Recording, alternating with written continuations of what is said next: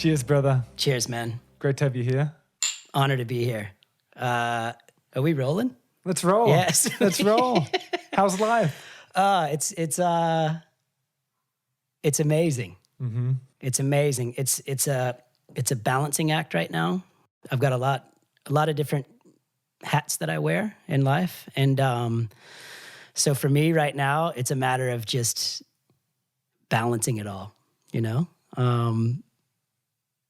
Yeah. How was that for a start? It's a good start.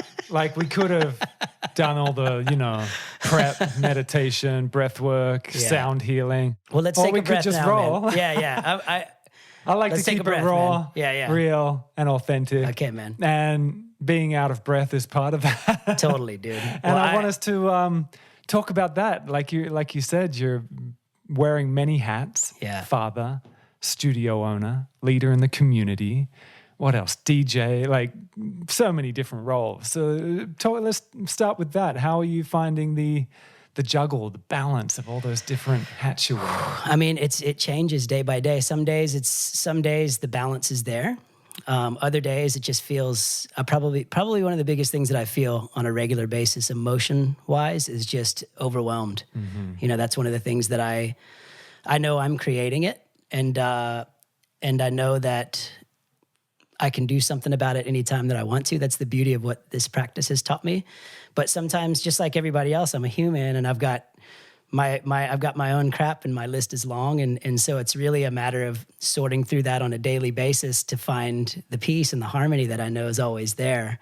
And for me, it's just, if I can just slow down for a few minutes here and there, even if it's 5 minutes. Yeah. Like this morning, I woke up before everybody, and I went outside in my backyard, and I just trip out on all the birds that we have in this country. It's amazing, we're so lucky. Man. Same thing. Like, it really is unique. It's quite incredible. We've got this massive tree up here, and I do the same thing. It's incredible, and it gets magnified every time I come back from overseas. It really is special, huh? It is, man. And so if I can get 5 minutes of just tuning into bird sounds, well, it reminds me of my place in this world, and I know that I'm just a part of a gigantic universe that's spinning at its own pace, and just trying to be as present as I possibly can. And that's another really big struggle for me, is just being present. Mm-hmm. This is one thing that I'm so fortunate to have an awesome wife like Kel who keeps me accountable, and she knows when I'm not quite there. I hear you. Yeah. And it's amazing. She's been an incredible mirror for me, and we do it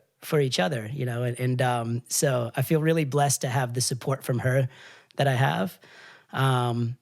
And I have moments every single day where I'm just so grateful for everything that's going on, and again, it's all just happened by following my heart. And so awesome, man. Pretty stoked. How's the studio going? Pretty stoked, How's man. Yoga Lab going? It's going amazing, man. It's been a really fast 2-year journey so far.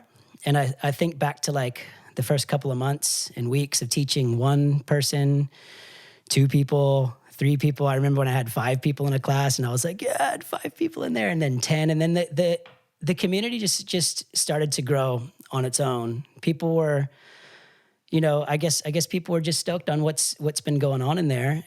They'd tell their friends, and then more people would start to come in. And it's been an amazing place to bring together a whole group of people that a lot of them are brand new for me. I've been in part of the Perth community for about 10 years teaching wise, but all of my teaching was done north of the river until I moved down to Fremantle. And so Power Living. Huh? Yeah, Power Living. I was with them for nearly 8 years before they were even Power Living, just as a Bikram studio. And that's what originally brought me out here. And so the whole crew and community that I was used to being around was up north. And so when I moved down south, it was a brand new set of folks with a handful of familiar faces that I knew just from being a part of this amazing community that we have in the greater Perth area. But now it seemed to have grown into this awesome place where everyone's welcome, and that's the big thing for the studio. It's an inclusive, high vibes, just place where people can come and spend some time with themselves and start to delve deep into their own mental landscape. And we use that, the physical practice as the gateway into all of the traditional teachings, and Yeah. It's great. I'm only hearing way positive feedback. Haven't heard anything bad, just full enthusiasm. It's just been beautiful to see that get injected into the raw kitchen for starters. You know, Yeah. it's like it needed that. Yeah. And yeah, it's beautiful. I know so many people that go there regularly, and it's just positive feedback after positive feedback. So good work, man. Thank you, my Congratulations. friend. 2 years. It can be a challenging first couple years, right? Yeah, it's been a blur, you know, and it's easy for me to lose sight of what is actually happening for the people that are coming in, you know, because I'm so involved in the day-to-day and again, from teaching, marketing, to all of the things that you have to do to keep a studio afloat, to where I easily, you know, I can lose sight of what it is that I'm actually doing out there. And it's times like, I think probably one of the first big moments I had was Blazing Swan 2 years ago. I went out there for the first time, and then I got to see all these people from the community out there. And I was only there for 2 nights, but all the conversation that I was experiencing were from people that had been coming into the studio, just giving me all this thanks and gratitude. They're just like, man, thank you so much for what you've created and what this has been doing for me personally. And like, it's those stories for me that I you know, it's easy to forget the real work that's going on behind the scenes. And so that was an amazing moment for me, where I actually got to just sit back and just go, wow, this is really having a big effect and impact on people's daily lives. And this is the part that I can't ever lose sight of, you know, because this is really what it's all about, is bringing people together. Number one, forming a community. And then number two, just creating an environment for them to start to study their inner world and figure out what's operating, you know? Awesome. And again, using shapes as a canvas to start to do the work, you know? Yeah. So you started with Bikram. Yeah. Please walk us through that journey. What attracted you to Bikram yoga? How that was for you? And I think that was kind of the doorway into the deep, endless potential of yoga, right? Walk us through it. It really was, you know. And so my yoga journey started a little over 20 years ago in Seattle. I had a friend who was she was a vinyasa teacher. She was trained by Baron Baptiste, and she took me through my first class. And this was after I was coming off a snowboard career, and my body was banged up. That's kind of really what initiated the whole yoga practice. Was I was looking for some physical healing, and I loved it, man. The moment I got on the mat, I loved it. I connected with it. It was. I knew it was something that I was going to do forever. I practiced really sporadically at the time. I'd do a little bit of a home practice, but I only did a handful of studio classes until I'd moved to Santa Cruz. And when I moved to California, my next door neighbor was he was just a hardcore Bikram yogi. It's my buddy Chris White. What's up, Chris? If you listen to this, yeah, Chris. Thank you for the door you opened for me, man. Wow. I'll forever be grateful for that. But he was my next door neighbor. I was working for Santa Cruz Surfboards at the time, sitting behind a desk. I was really stoked on what I was doing. I had a dream job at the time. I was getting to surf every day, but there was something was missing for me, you know. And my buddy Chris brought me into a Bikram class. I'd tried many other styles of yoga before Bikram, you know, just kind of dipping my toes in the water, and I'd always heard things about that practice, that the teachers were Nazis, and, you know, you can't drink water, and it was like a million degrees.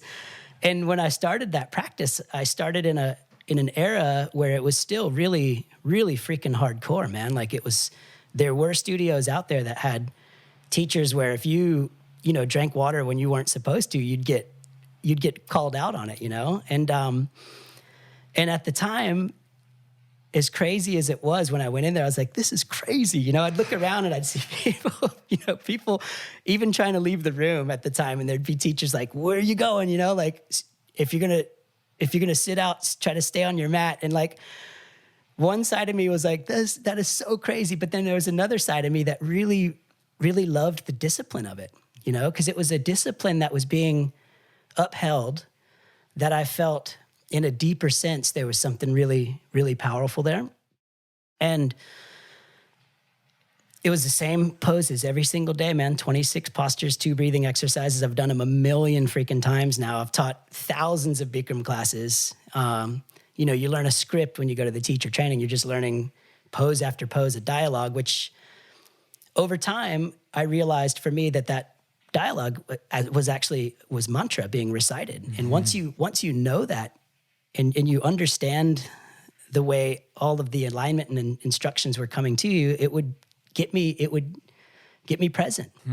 Interesting. I'd be sweating my brains out. There's a mirror, you know, you're looking straight back at yourself in a mirror, which is quite confronting for a lot of people as well, because I was overweight at the time. I was afraid to take off my shirt when I first started practicing just because I had a gut hanging out, you know, and there's people wearing little tiny shorts. And finally, I remember one class, it was just so hot, I took off my shirt, and it was just, the mirror was, I had to look at myself, and it was something that, it just set off a chain reaction. It inspired me to show up every single day, start to do the practice. And it's not a philosophical practice by any means, but the magic of that sequence and the magic of the way that it's taught is it's happening behind the scenes without you really even knowing it. Mm-hmm. And so what I saw, and then especially once I started teaching, is that it was a doorway for so many people that would probably never do yoga. It's like being on the front line in the trenches and taking people that don't want the spiritual element of yoga, that they might be put off by that at first and not quite ready for that. It was giving them an avenue to at least enter into the asana and the breath work practice, and then potentially open a door for them down the road. And that's really what I see happening still all the time, you know? Yeah, really cool to get your perspective of that. I've never looked at the scripting of the dialogue in that way, but that's really refreshing actually to get that perspective. I can see that for sure. Yeah, and so it's like, even today, if I'm going to go and practice a Bikram class, I like finding the teachers that teach straight up 100% verbatim dialogue. Is it still happening? I mean, for a while there, we were seeing the Bikram logo left, right, and center. I don't see it anymore. I see hot yoga. Yeah, but Bikram, is it still out there? It is, and there's still a hardcore group of followers that will always stay devoted. But he, you know, just like most of the other yogis that start getting into a place of power, he started abusing his power, and then his whole empire that he created around yoga had just crumbled out from underneath his feet. You know, so now what was happening is, after all of the allegations that were happening are charged towards him for sexual assault and all of the other things that he'd been accused of, and studios left and right were just taking their names off the building. You know, nobody wanted to be associated with that, but yet the practice itself is insane. It's amazing. Like, and the other thing that I really loved about it is it's really accessible. There's no weight bearing in your arms, shoulders, or wrists. So that's one of the things that differentiated it from like a vinyasa practice, whereas somebody that doesn't have much upper body strength that enters into a vinyasa practice,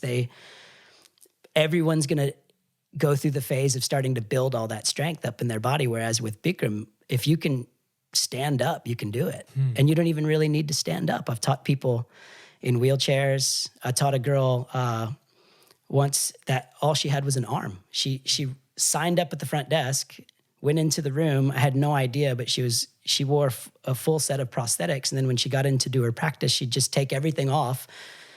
And I was blown away. I was like, man, that's what's so awesome, is that it was a really accessible practice that would bring people into a yoga practice that might not normally come into the practice, you know? So there's things about it that are amazing, but at the same time, I feel once you get to a certain point in that practice, you're naturally going to want to investigate and learn more, you know, because it's covering really 2 branches of the tree with a little bit of concentration in there and bringing you into the meditative state. But there's all the other limbs that kind of don't, you know, they don't really fully get represented in that practice. So, which is okay. Totally.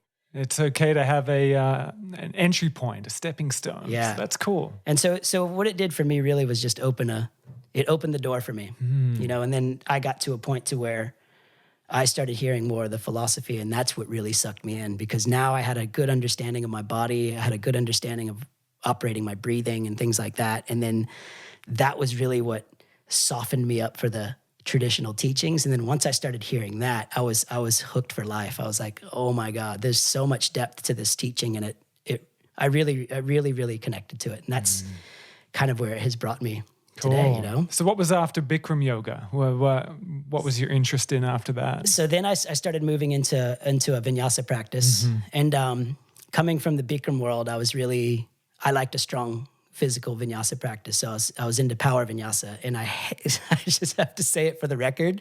We even call it power vinyasa at the studio, but I hate the name. Really? It's just, I don't know, man. It kind of has like a jockey kind of sound to it. It sounds like, not to harp on anybody that's plays sports. I'm a jock myself behind the scenes, but No, I hear you. You know what I'm saying? Even Brian Kest has said that. I mean, he kind of coined the term power yoga. Yeah. And he even's like, fuck, I don't even know why I called it that. Like, I just needed to find a name for it. And then he came to terms with it as being empowering. It's okay to cultivate healthy power, you know? I mean, the power word has become a little bit loaded and heavy in terms of the more unconscious term usage of power. Yeah. But empowerment and healthy power, it's all good, you know? But I hear you. Huh? So even when we are creating all of the class formats for the studio, and, you know, power vinyasa is really that's our main offering. That's what people really come to Yoga Lab for, is they want a really strong physical practice. And, you know, and I want to talk a little bit more about my philosophy around that as well. But even when it came time to naming that class, I was just like, power vinyasa, like, is there another name that I could call this practice? But, you know, when it was all said and done, I just really wanted people to know what they were getting themselves into when they came in, that it was going to be a strong physical practice that sets them up to start to do more of the work of the mind, you know? And it's not the practice for everybody, you know, like not everybody's going to agree with that. And depending on different body types and you know, I know that you've had injury as well.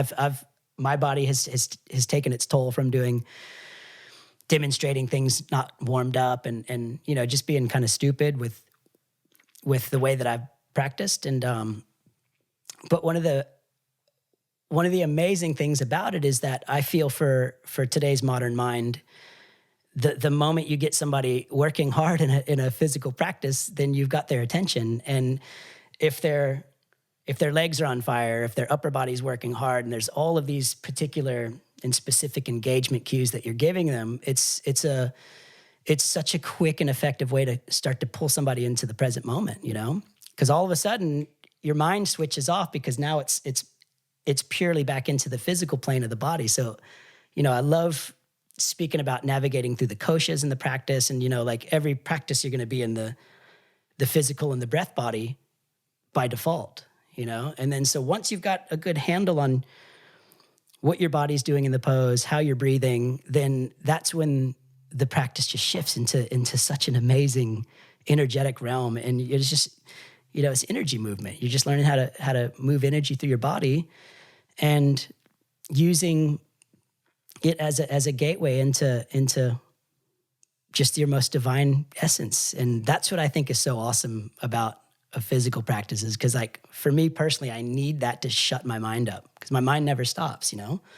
And if I do a practice that's not challenging me, then I'm just thinking the whole time, just going, oh man, I got to do this today, and all of that. But if somebody can get my muscles working and challenged, then all of a sudden my breath becomes more of my focus. And then once my breath is in tune with my body, then all of a sudden it just turns into just magic, man. And that's what I love, you know, and that's what I love to share with students. And again, it's not for everybody, but for the people that it does work for, it can be amazing, you know? And if that just opens a door for them down the road to an even deeper spiritual practice, then amazing. Yeah. You know?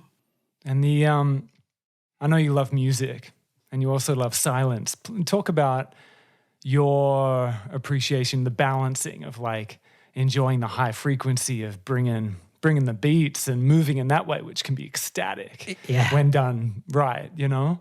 And also the appreciation of bringing in the silence. How are you finding that? It's it's yin and yang, you know, and you can't really have one. If you have too much of either element, if it's too much yin or if it's too much yang, then there's going to naturally be an imbalance. And so music is just a whole nother world for me. It's just one of my all-time happy places. You bring some dirty beats. I love your taste in music, man. I love it. Thanks, man.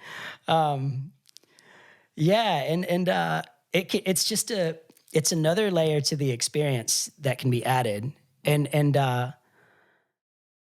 if it's done, you know, and again, it's not going to work for everybody. That's the thing, is like what I play. Nothing is. Yeah, I play, some people, if they come into flow frequency on a Monday night, I've had people just walk out. They're just like, fuck this. Like, this isn't what I came in here for. But if you have an appreciation and an open mind for where the sonic landscape's going to actually take you, like if they would have stayed and gone through the whole journey, then they would see that there's going to be peaks and valleys. And if you can curate your music to match the energy of everything that it is that you're doing in the class, and then add some pockets of space and silence here for inquiry and just checking in, you can create an experience for people. You know, it's taking it out of just the everyday moving your body and breathing, but incorporating moving your body and breathing with another layer of vibration, which is just sound. And basically what I do is just a really modern version of what's always been done in yoga, you know? And like they've always been complementary practices and coexisted together with kirtan and mantra and chanting. And so what I'm doing is it's just a continuation of that, you know, as everything evolves and changes on the planet, yoga has changed and evolved as well. And from a philosophical perspective, I will always stay true to the tradition. But as far as the movement goes, I think there's always going to be room for evolution. And also with the music as well, you can evolve, and you may even bring in a whole nother demographic of people that may have never wanted to try yoga before, and then open another spiritual door for them. So it's like, it's powerful, man. It's so powerful. But at the same time, if a class has just music the entire time, then that's going to crowd somebody's space as well. Yeah, it takes a bit of skill and quality of attention to discern what kind of music as well, and when to ebb and flow between for sure, you the know, music and the silence. Because if it's just like turning on the fucking radio, I mean, people don't need more of that, do they? No. But if it's skillfully woven in to help like elevate your vitality and then come down to that quietness, I mean, it can be beautiful. I play with that as well. I know, and what you do with your music as well is insane. Like the first time that you had Sounds of Samadhi in a class of yours that I did, when it was like right after we opened, when you came in and ran that, I can't remember what workshop it was, but it was insane, man. Like, yeah, well, Matt and Cam and those guys, we've been doing that for so long. Yeah. And you know what? It actually got inspired from other types of sound journeys and like medicine journeys. And I was just like, fuck, what you guys do with that sound is incredible. Let's bring it into the yoga class and just amplify the yoga experience. And yeah, I love those guys. Yeah, They're just taking it to deeper and deeper levels, huh? Good job. Yeah. Yeah, that was an amazing, it was so good to see the way to see the way other people utilize sound into their asana practices. And, you know, people that do it really well, again, it can create a mind-blowing experience for somebody. When they walk out, they're high for hours after something like that. So the other thing too that I think, you know, I consider all the time is beats per minute is super important.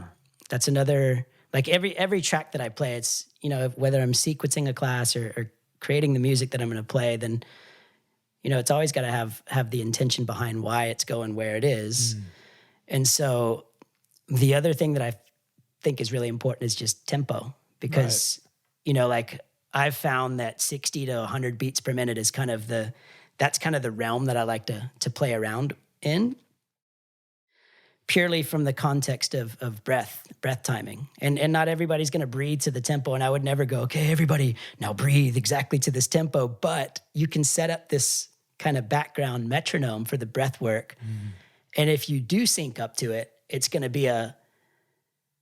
just going to be another layer that can be added to your experience, 70 beats per minute is really, like, 70 is what I love. That's the music that you're, the nasty kind of, but it can be tastefully nasty, right? It's like, it's not just nasty, but it's like luscious nasty and like tastefully man, done. When you turn on those beats, if people allow themselves, there's a particular type of movement that it awakens. A really grounded and sensual and liberated movement. And I feel it awaken in me as soon as I hear that type of music, just dirty enough. Not too not too dirty, but just I'm the a right raver amount. from way back. Back when I was a teenager, I would go to the darkest, grittiest drum and bass raves, like any chance I could. So I've got a nostalgic appreciation for like the darkest, dirtiest beats ever. But for the yoga context, right? Like just dirty enough, and then that luscious fluidity. It's beautiful. Yeah. It brings out an animalistic primal side to people, and it's a slower movement, and like even when I dance, that's the type of music that I love to dance to, and I'm way more of a slow motion. Like I can't dance fast. I'm not like a, not the drum and bass it just doesn't do it for me. Like for me, when I dance, I'm more of a slow motion, man. Like I like to slow it down and just send waves through my body and robot and things like that are slow. And that music is just, it's we call it robot food, It's like, you'd probably like the hula. Joe and Soleil have been doing hula dance when we're in Hawaii and when we're here as well. And it's very similar type movement to like tribal fusion and serpentine type movement. I can see you digging that. It's spinal waves and totally, hip waves, it's really good for the body. So that's why I love, festivals and like Flow Festival coming up and movement and just letting loose, man. It's just another powerful way of expression for me that I get so much out of, Yeah. How are you when how are you? But how are you when coming back to when people walk out of the room? What's your response? How does that feel for you? When I was a new teacher, I used to, it would trigger me, I'd be because it was when I was just finding my way into the world as a teacher, like I would take things personally, and over the years I've just let it go, and I know that I still have love in my heart for everyone that walks through the door. And if it doesn't end up being the experience that they're looking for, then cool, and I'd happily send them somewhere where I know they might get something that might be more suited to where they want to take their practice right now. But yeah, back in the day, man, I used to get really, I'd go home and stew on it, and I'd be like, somebody left my class, like I would take it personally, and as a new teacher, when you're figuring your way through the whole teaching landscape, there's a lot of insecurity and a lot of doubt that comes up for you, and I see it. That's what I help so many new teachers navigate through these days, is to just be okay with it. If somebody, because I guess the tricky thing is sometimes it actually can be personal. So to not take something personal that is personal, it can be really tricky. Yeah, for sure, man. Yeah. And deep down inside, there's something in me that wanted to connect to that person, just connect to somebody that walked out of the room. I'm like, man, I wish I could just grab them right now and just go and have a chat with them and just talk about the experience and see what it was that they didn't like. But in many ways, it's not my place to do that. I would, yeah. I mean.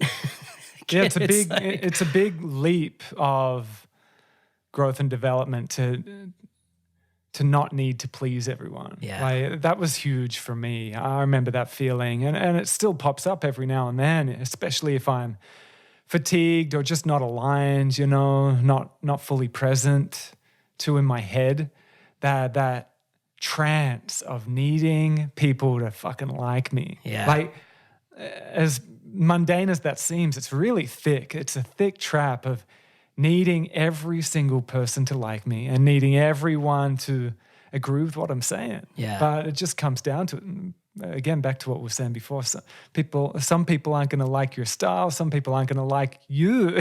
For sure. And that's okay, you know. But it can be a tough space to move into, of kind of shifting from mind into heart, really. Yeah, and now, I mean, these days, if it happens to me now, I just, you know, it's I don't take it personally. I just wish them the best. I'm like, you know, hopefully I run into them somewhere down the road and we can have a chat. And if they tell me the straight up honest truth, they're like, you know what, I just didn't like you. I'll be like, cool, man. Like, I'm okay with that. You know, like you're not going to please everybody. And that's another big thing that one of my mentors told me, is just like, you're trying to be liked too much. You know, don't worry about people liking you. Just go in there and teach from your heart and teach what's important to you. And then people are either going to come to your class or they're not, you know, and it was really useful advice, especially as a new teacher, but it took me a few years to kind of get beyond that, you know, and still I would be lying if I you know, I of course we all want people to like us, but I'm less attached to it these days than I used to be, you know, and you know, hopefully over time that works its way out completely out of my practice, you know. Yeah. But it's always changing, man, and every day I'm learning and falling on my face and getting back up, and that's really my practice, you know. And yeah. How's the teacher training going? Happy anniversary. It's been Thank a year you, since you launched it, huh? Yeah, it's been a year. We ran our first group through, and we finished in April or in May, in early May. And it was, man, it was such an undertaking. Like, I knew it was going to be a lot of work to just jump through the hoops first to get the course approved. And I've listened to so many of your podcasts in regards to the governing bodies of teacher trainings, like Yoga Alliance and Yoga Australia. And I think it was maybe Brian Kest's interview. I'm not sure who it was, but somebody was just talking about how these people just came to be the governing bodies of what you need to run a successful teacher training. And I in many ways, I think, you know, the yoga world needs it to uphold standards. And even when I was creating the course, I'd had my hand in so many different teacher training courses. I'd worked on Bikram's teacher training back in the day, and then I worked on Power Living's training. And so I'd gotten to see a lot of different approaches to running a course. And so when I was submitting our course to Yoga Alliance, I was like, oh man, this is going to be a breeze. Like, I've got everything. I've got everything that I need. And then it took a few goes. They got back to me and they're like, well, we need a little bit more on this. We need a little bit more on this. So I was actually really stoked to see that they wanted more. Oh, good to hear. And so it seems to be shifting again. I know that they've made another change to the requirements for upcoming 200-hour trainings. And it's a good thing, because it's keeping the standards high, because there's a million freaking teacher trainings out there. And I think I've seen so many people come out of a training just not ready to teach, you know, and a 200-hour training is, again, it's the starting point for teachers, but at the same time, it's the most important training that they're going to do, because it's laying down all of the groundwork and the foundation for them to start to move into the realm of teaching. You know, 200 hours, it's not much time. But the thing that's crazy is, like, if you're going to go get a pilot's license, you only have to fly a plane, at least in the U.S., 40 hours of flight time before they give you the license to fly a freaking airplane. Fuck. I mean, there's a lot of stuff beyond that, ground school and learning the operations of the plane, but actually getting behind the controls. A brand new pilot's got 40 hours, man. It's not much. And like, think about, you know, you could kill yourself in a plane. At least you're not going to kill anybody going out and teaching yoga as a new teacher. At least hopefully not. But it's a starting point. It's a stepping stone. And teaching takes years and years to start to hone it in, and even figure out who you are as a teacher and what it is that you want to teach to your students. And there's so many ways to the top of the mountain. And that's probably what I've always loved so much about yoga is there's just, if this route doesn't work for you, try this route. This one might be better for you. And if that one doesn't work, then try this one. And again, it kind of brings it back to sometimes the physical practice is the gateway for a lot of people. That's going to open up a spiritual door. Whereas if somebody comes in from more of a spiritual practice without the asana and the breath work, then that might lead them somewhere else as well. So with teacher training, it's about providing a really solid foundation so they can go out and confidently and authentically just start sharing their love of a practice with other people. And if people can find that love and teach from that place, then their journey is going to start probably in the best way that it can, and over time they're going to learn more and more and more and more. And I mean, think about your teaching journey, like your first class that you ever taught. Yeah. How did you feel? Do you remember that? I do remember it. Like how you know what? It was okay for me because before that I was doing PT and I was doing like group exercise class, so there was that familiarity of being at the front of the class telling people what to do, So it was really just a continuum of that. Yeah.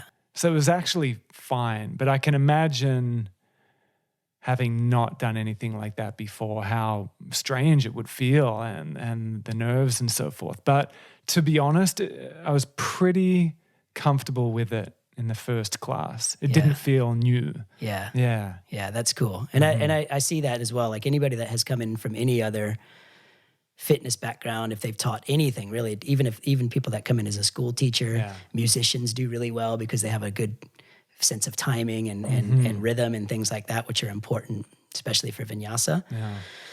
But I think probably one of the main things that our training focuses on outside of just teaching methodology, here's how you place one pose in front of the other, here's the alignment cueing, here's how the rhythm and timing goes, but is there's a really big component of self-study where they have to look at their shit, man. Go, okay, well, here's a mirror, and here's how you've been showing up, and starting to put together the pieces of why they've shown up the way that they are through investigating conditioned patterning, belief systems, samskara, vasana. That's a big part of the self-study work that we do, and it's quite confronting for people. There's a lot of tears and a lot of fear. And if people can go into that portion of our training with an open mind and heart, they're going to leave the other side with a crazy clear understanding of who they are and why they've been operating in their life the way that they have, And it's super challenging facilitating that work and holding space for people as they share and go through. For some people, it digs up stuff in the past, and it's not what we're trying to do. We're not trying to dig up old stuff. It's more of being able to look at what the past has offered you in life and to be able to be cool with it and accept that that's helped you out on your path the entire way, acknowledge it as a gift, and then move on from it. So as you go out and start teaching yoga to the world, you can do it from a place of just being real, being yourself and letting people see what's in here versus what a lot of people I've seen just project this yoga teacher image of themselves versus just being who they actually are when they get up and start sharing their practice with people, and it's powerful, man. So that's probably what I love seeing the most is the transformation from day one until graduation day, and they get up and teach their practical exam, and it's just it's mind blowing to see what people can do in just the span of 200 hours. Again, it's a stepping stone, it's a starting point, and then from that point on, it's up to them to teach as much as they can, get coaching, feedback, mentoring from teachers, and just never stop learning. Yeah, I was just about to say that you are really setting a great example of how to not only teach with authenticity and vulnerability and honesty and just, your authentic self, but keeping that studentship going. That's one thing I really love about you as well. It's very common for teachers to get their certification, teach a shitload of classes, and just focus on their new role of teacher and forget about the continuum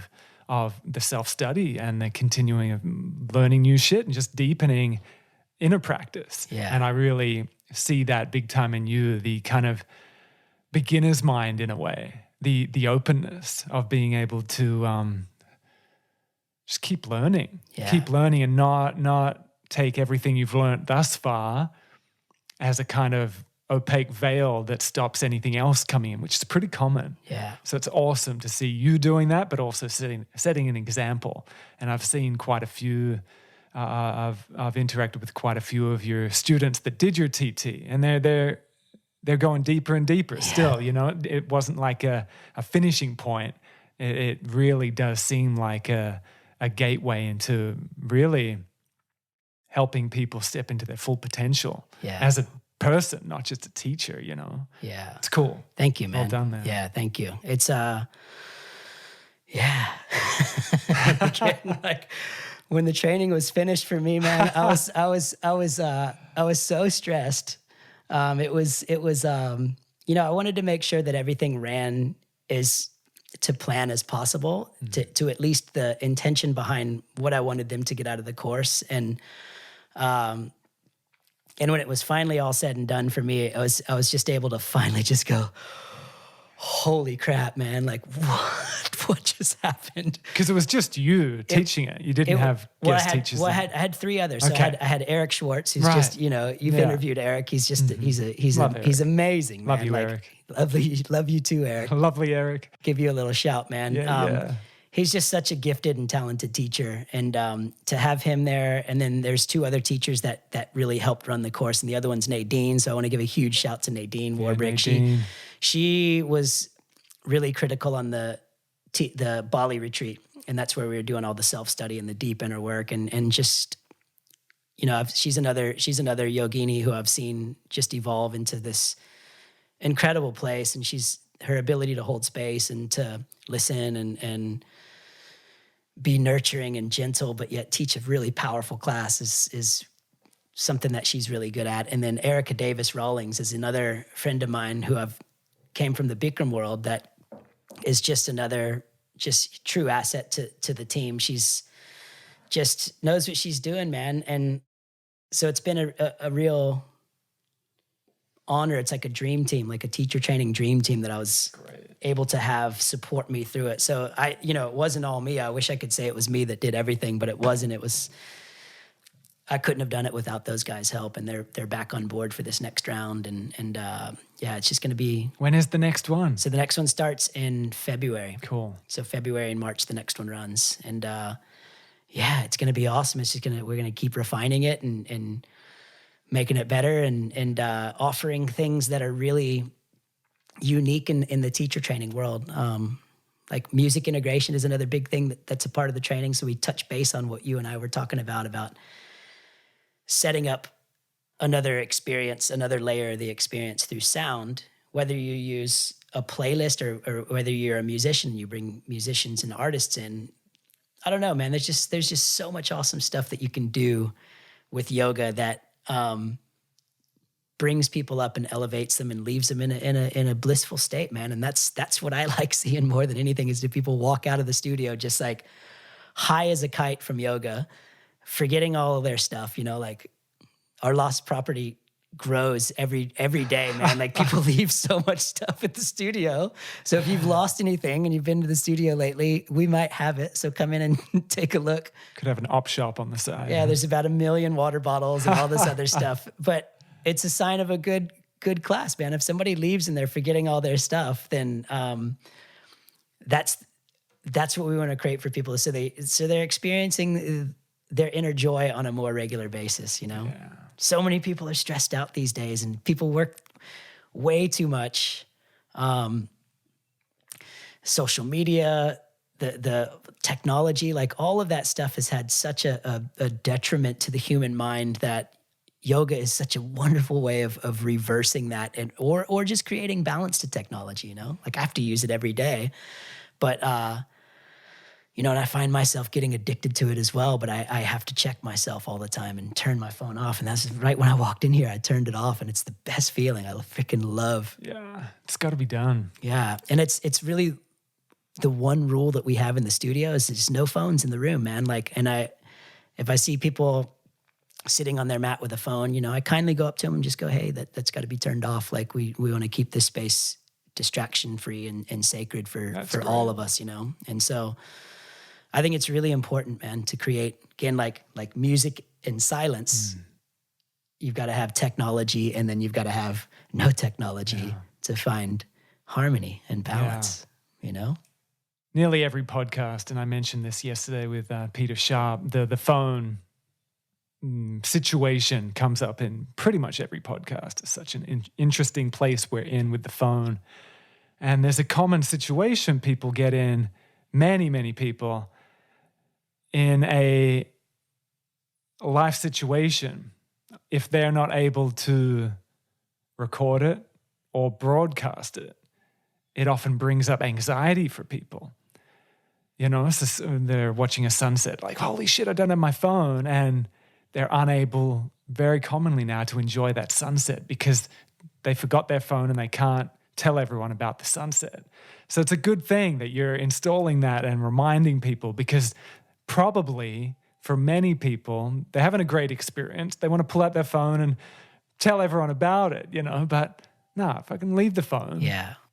Be here, like just enjoy the experience for what it is, and if we need that to be able to enjoy the experience for just what it is, And it's beautiful as well. I'm one of the biggest sharers out there. I share every other thing, I shared my tea this morning, and I do that. I participate in that. Yeah. At the same time, I try to discern when it's becoming just fucking insanity, which it often is, Yeah, it's really the relationship to it that I look at all the time, and I'm not the best social media poster in the world. Like I don't update every day and things like that. I probably should, but I just, like I don't know.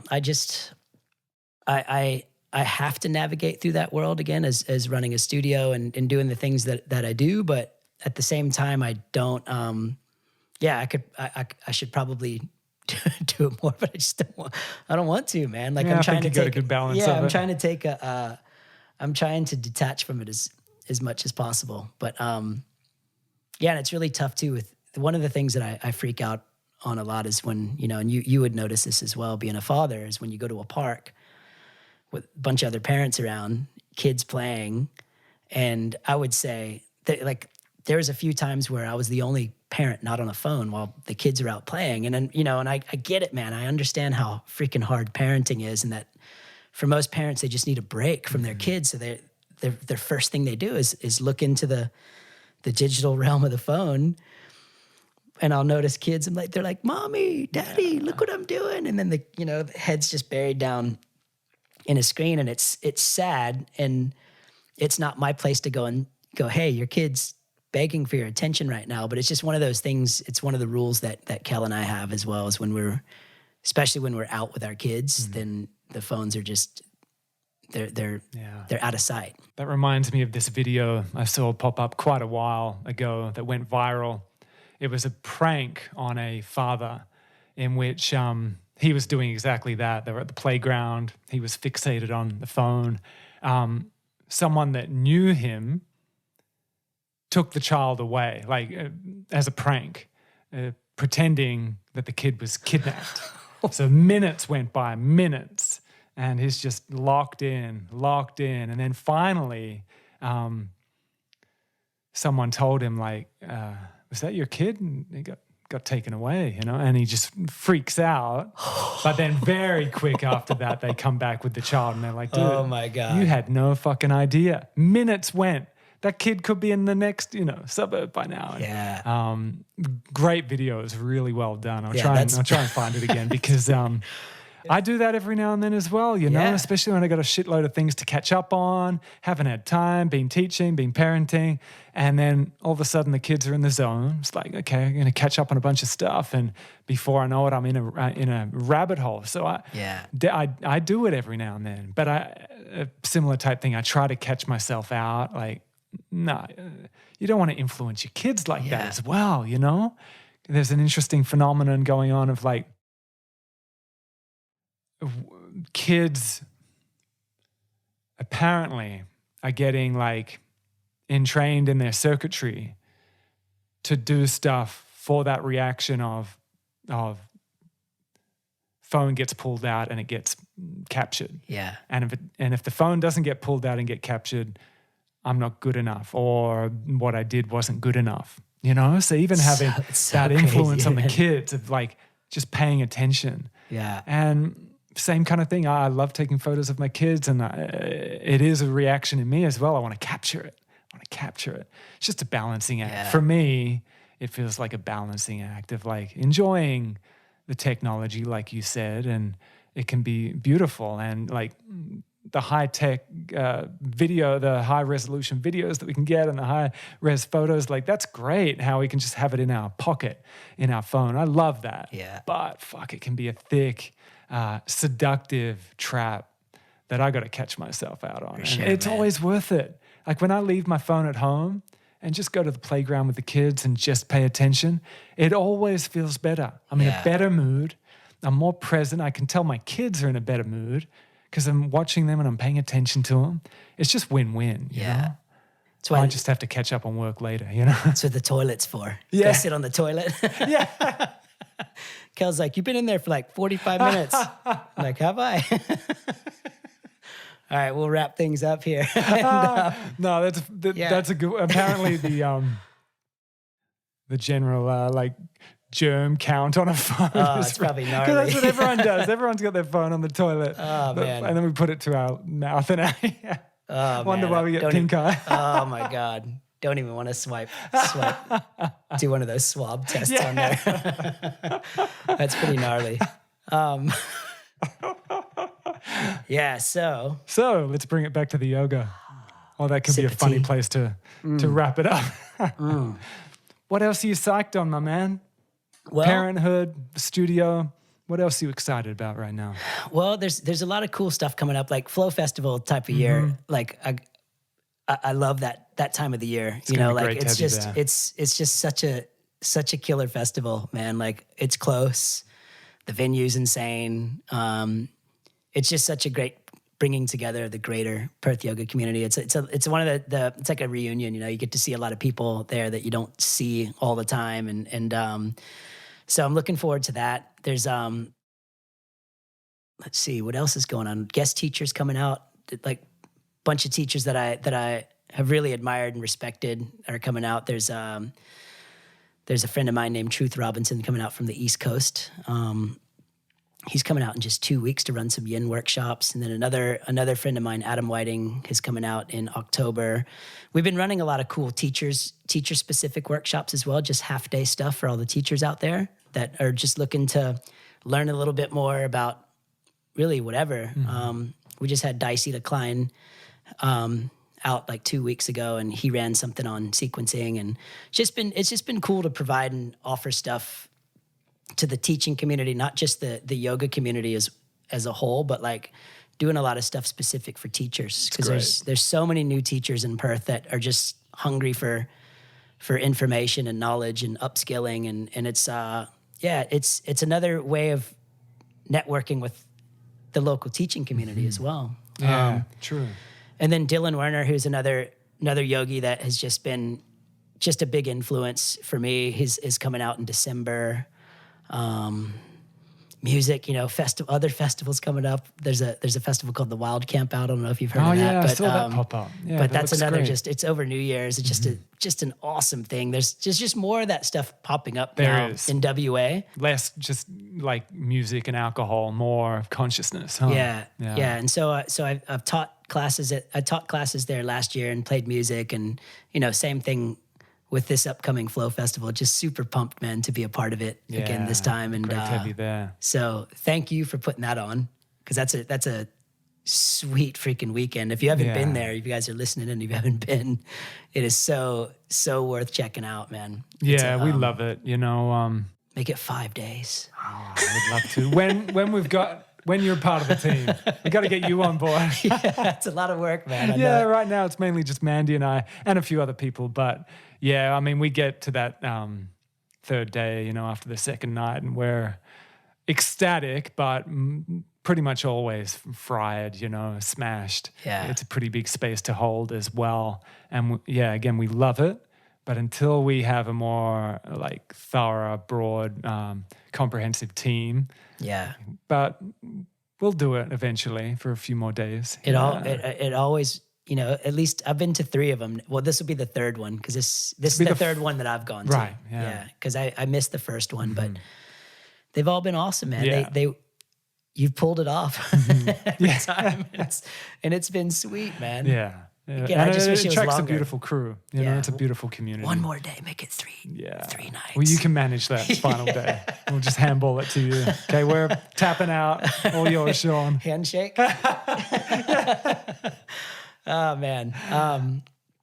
But the other thing, like keeping the stoke levels up is another thing that is really important. Yeah. Self-care. I was out of the water for about 2 years with kids and business and all of the things that keep us busy. The whole reason I came out here as a yoga teacher was to surf Australia's waves, you know, and it's a huge part of my life that I just hadn't, you know, I just hadn't been doing lately. And I went on a trip to Rottnest a few months ago, and some friends of mine, they're like, bring your board. It's amazing out there. I'd never surfed out there. And sure enough, we got on some waves that it was exactly what I needed, man. I was always kind of scared to surf Rottnest because it's so sharky, and it's a little, like, you know, like Oz is another level of sketchiness. Yeah, the cold water, I mean, pretty heavy waves, you know? And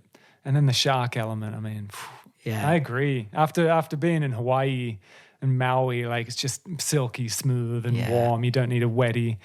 There are sharks, but they're not as mean. They're not as aggressive there, it seems like, you know? Come back here and I'm like, it takes a lot to get me out there as well now. But that part of it, there's something so awesome about sitting in that. You have to surrender. You got to let go and just go, okay, like, I can't be putting fear out into the water, because number one, you know, it's not how we want to live, is in a fearful state all the time. But there's such a letting go that has to happen when you're in a sharky environment, and then I don't know, that's just kind of a part of it. Kel's always freaking out when I go. She's like, don't always worry about you out there. And I'm just it's an interesting one, because the likelihood of us getting killed in a car crash is way higher than that likelihood of the shark eating us. But it's just the way. Oh, it's so heavy. Like I had so heavy. I had a dear friend that got killed by a great white, and that had most of the guys I know that were avid surfers not go in the water for years. You know, it shook the community to the core. Like, the way he got taken down was brutal, you know, so that brought it really close to home. Like, fuck, it was a gnarly way to go. At the same time, his parents were so gracious and wise and beautiful. They were like, he loved the water so much. He knew about the shark situation. He was fearless. It was the way he wanted to go. And they just had so much grace and wisdom to say that and truly believe that. They were, of course, mourning over the death of their son, yet they were at peace with it because they knew he was doing what he loves, you know? Yeah. And again, it's just something like, I try to, make sure I'm always out with a couple of other people so your odds are better. Have you tried the shark repellent bands or anything like that? No. I mean, like I've seen them, but I don't know, man. Just got to go for it. Don't go to Gracetown. You know, there's certain spots down south that you just stay away from them, you know, like. I love those spots though. They're beautiful. It's South Point and North Point but yeah. And that's another thing too that I've got coming up is first week of October. I'm gonna hike the Cape to Cape. I've been wanting to hike that track. Like quite a few people have been saying. Yeah, Jason told me about it. Yeah, actually. he's coming along. Yeah, Great. and so that's been on my to-do list for a while. Yeah. I love getting out and hiking and putting everything that you need on your back and just being self-sufficient. It's just such a killer way of just like just leaving the distracted world and just reconnecting to nature for a couple of days. Keeping the stoke. It is, man. And keeping the stoke up is so important, you know, because like. Then you're a better dad, better lover, you're better everything. Better everything, man. And like, especially for teachers as well, like if you're inspired as a teacher, you don't need to worry about anything. Like if you're walking into to teach your classes and you're stoked and you're inspired, I mean, nothing but good comes out of that. And then everything that you do has stoke coming out of it, you know? Yeah. And like, it's so important. And there's days when I'm not feeling the stoke and I still have to go in and teach. And a lot of the time, all it takes for me is the first person comes in and signs their name on the sign-in sheet. And then all of a sudden I'm just like, it's on. Yeah. Stoked, you know, like, yes, you kind of just remember what it is that you're doing. And it's amazing. I feel so blessed and fortunate to get to do this as a living. Mm-hmm. And it just kind of came to me, you know, like I wasn't out. This is the last thing I ever thought I'd be doing with myself. You know, like I would have laughed if you told me years ago that this is where life was going to take me, you know? And it's been such an awesome ride, you know, and very, very, very, very blessed and thankful and stoked, man. That's beautiful. I think that's a great place to wrap it up. Yeah. So great to hang out, Shawn. Yeah, you too, man. Get to know you more. It's been a long time coming. Reveal your gifts furthermore to the community. Yeah, you know? thanks, so, man. Where can people get in touch? The yogalab.com.au? Yeah, so yogalabfremantle.com.au is our website. We've got all the social media pages as well that you can come check us out.